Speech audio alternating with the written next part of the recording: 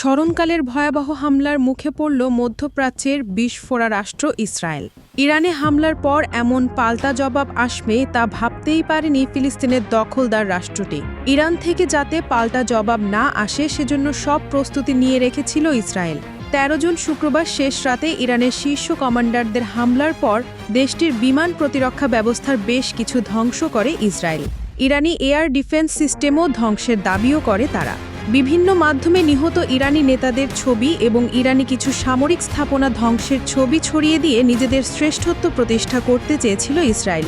একই সময়ে ইসরায়েলের পৃষ্ঠপোষক যুক্তরাষ্ট্রের প্রেসিডেন্ট ডোনাল্ড ট্রাম্পও ইরানকে নিজেদের অধীনে বাধ্য করার কথাও জানান।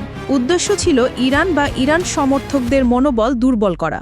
তবে শুক্রবার দুপুরের পর থেকে জবাব দিতে শুরু করে ইরান।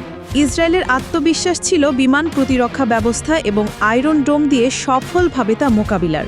এজন্য নিজের ভূখণ্ডে ইরানি ড্রোন পৌঁছানোর আগেই আশেপাশে ইসরায়েলের আজ্ঞবহ দেশ জর্ডান, সিরিয়া এবং ইরাকে মার্কিন ঘাঁটি থেকে ইরানি ড্রোন প্রতিহতের চেষ্টা করে।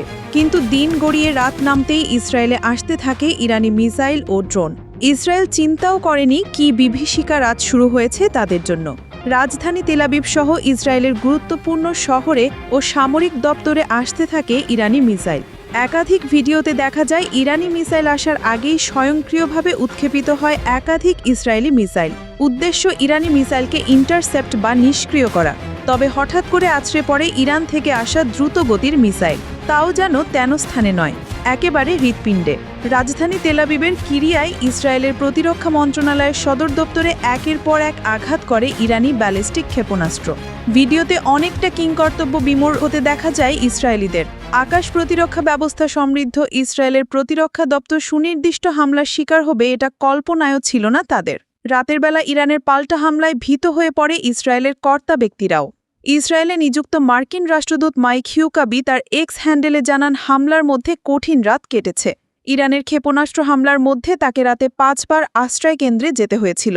এদিকে অসমর্থিত সূত্রে জানা যায় ইরানের ব্যালিস্টিক ক্ষেপণাস্ত্র হামলায় নিহত হয়েছেন ইসরায়েলি নৌবাহিনীর কমান্ডার আলোফ ডেভিড সালামি। যদিও এ তথ্যকে অসত্য বলেও দাবি করেছে ইসরায়েলি মাধ্যমগুলো।